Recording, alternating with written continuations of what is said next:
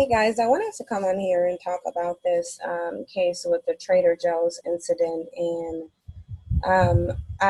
if you guys are looking on the Patreon account, then you already know I've already spoke about that case.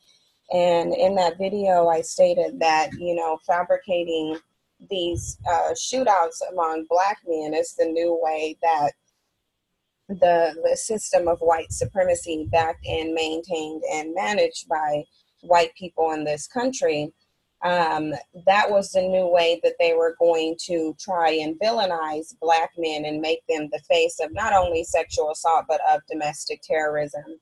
I also said in the video that, I didn't believe that it was an authentic video.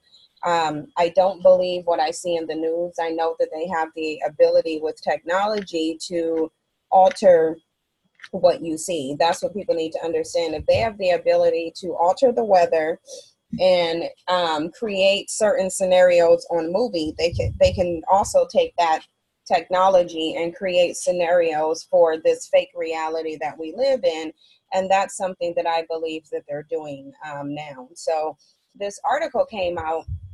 And of course, in the case of the Trader Joe's shooting, as we already know, what they were saying is that this black man who initially was engaged in an altercation with his grandmother and another woman decided to go on a high-speed chase and ultimately randomly decided to go into Trader Joe's and murder one of the employees and shoot up the place. So now they're saying that the bullet that actually killed the Trader Joe's employee did not come from, this black man's gun. And the thing of it is despite that fact, they're still going to pin this murder. Like nothing changes, because the reality of what it is the law says if you're in the process of a murder and of a robbery, for example, and someone gets murdered while you're committing an armed robbery, then that's premeditated murder as far as they're concerned, because they know and they think that you should know that if you are engaging in an armed robbery, then someone could get murdered. So they assume that you're intending to harm or hurt someone if you're going there. So we all know there was a case where two guys, I guess two black men, were allegedly engaging in a crime. And while they were doing that, the officer ended up shooting the dude's friend, and then he got charged with the murder for it. So this system, because there's no really checks and balances, because black men don't really hold the system, and I can't even say don't really hold the system. We just really need to pull out and say they don't really hold anybody accountable. They're sitting here focused, some of them, on going on this narrative to hold black women accountable, while they let the system of white supremacies and the perpetuators of it get passes on murdering their family, murdering them, mass incarcerating them, doing whatever they can. So there's just no accountability. And when there's no accountability, that says the system gets to do whatever they want to do. And it doesn't matter at all what you think or what you say or how much you vote or how much you protest, march, and pray. None of that matters if you're not doing anything to actively deprive the people who benefit off of your oppression from oppressing you.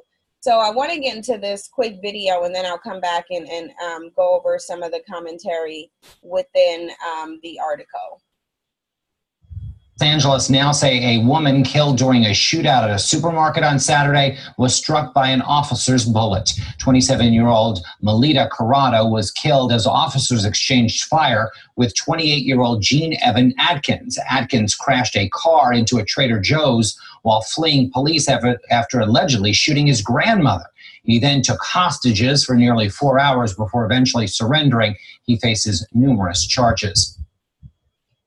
Now, so you saw the video, and look, again, it doesn't really matter what I think about this case. It doesn't matter how I sit here and analyze it. Nothing within the community is changing. And just like me and Amiri were discussing on his live stream last night, the reality of it is that it is looking like a hopeless situation. If the lives of countless people in our community doesn't matter to Black men enough for them to get up and do something, then it is a hopeless situation. It's a hopeless situation when you have a group of men, and they're the only group of men in society who believe that the women actually share responsibility, you know, for with them for battling in terms of a war, fighting white supremacy. They really believe this, and they'll make any excuse they can to actually not do anything. And now when I say they will make any excuse they can, I really mean they will make any excuse that they can to not fight white supremacy, because the reality of it is they've been castrated, they've been neutered, and they are afraid. They don't want to really get out of systemic white supremacy. They don't care enough about Black women and Black children. They don't even care enough about themselves to really fight, because again, like I said, they're not defending themselves. And, you know, they can make all these excuses about what Black women did in the 1960s or whatever. But the reality of it is we see the fact that they're not even defending themselves. They're not doing anything to circumvent the oppression and the terrorism that they are facing. So this isn't about Black women's shortcomings. It's not about feminism. All of those are deflections and smokescreens. The reality of it is Black men right now have been reduced to less than cowards. Their instinct for survival has been suppressed. They're basically walking shells, almost to a degree, with no soul, no conscience, just basically walking robots who are subject to whatever white supremacy say that they're subject to. And I don't think that that's all Black men, but I think it's definitely the majority of them. And it couldn't be, it simply could not be, we could not be living the reality that we're living if it weren't the majority of them.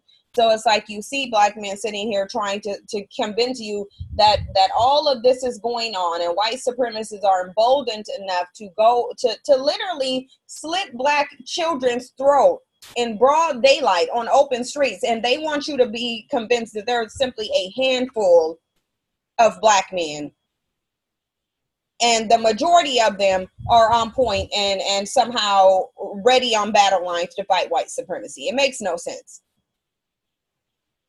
It makes no sense.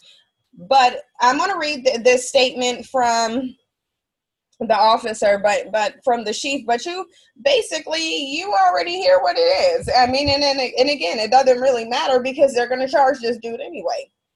I mean, because they have their plan. They have, you know, again, they've been planning this. They plan. That's what they do. They didn't just spontaneously decide to do this. Black people are reactionary, okay? So what you're seeing right now is essentially a plan unfolding. It's not a coincidence that with the Me Too movement, although there's so much sexual assault that's come out with more white men, they're strategically making Black men the face of it. They're doing it because they can. But this has been a plan coming to fruition. A well thought out plan coming to fruition. And that's the difference between white men and Black men. It's that white men will sit up and they will plot, and they're very strategic, and Black men don't do that. Their main goal over history has not been to be liberated. It has been to be with the white woman.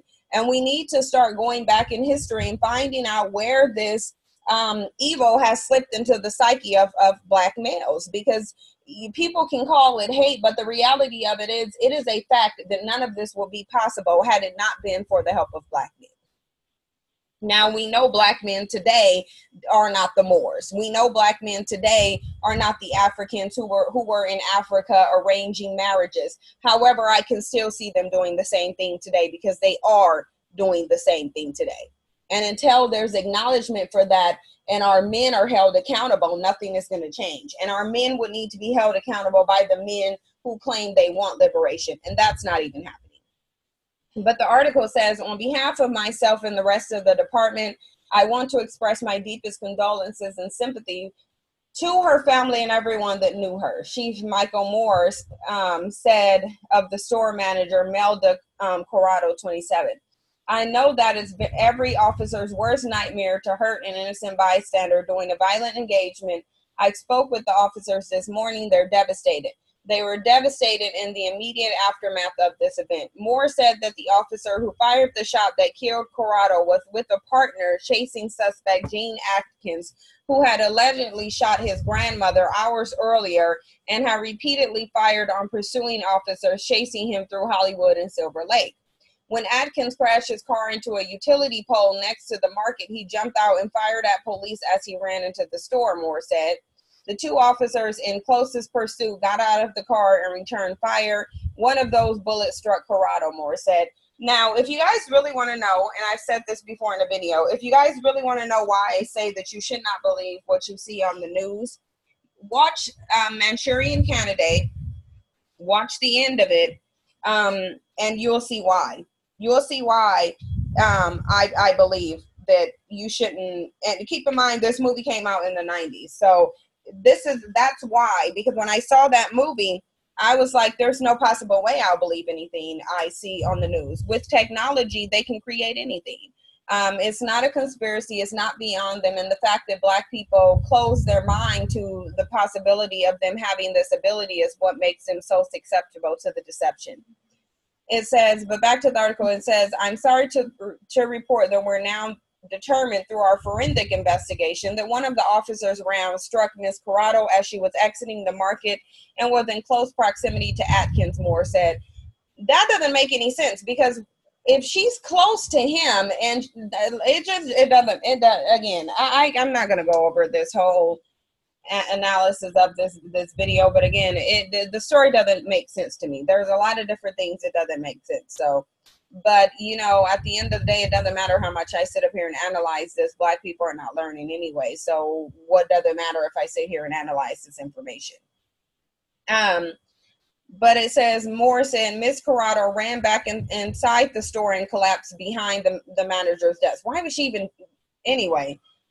You guys let me know what you think, because that whole entire story doesn't make sense to me. But again, it doesn't really matter whether it was his bullet or the officer's bullet. That's not going to change the fact that he will be charged with her murder, assuming this is even a Black dude. Because again, this could be a white dude where they simply applied the technology that they had in Manchurian Candidate, where they changed it with technology. If they're able to change a white man to a Black man to a white man, if they're able to change that on a movie in 1999, they can do it in 2018. And anybody who thinks that they can is very remedial.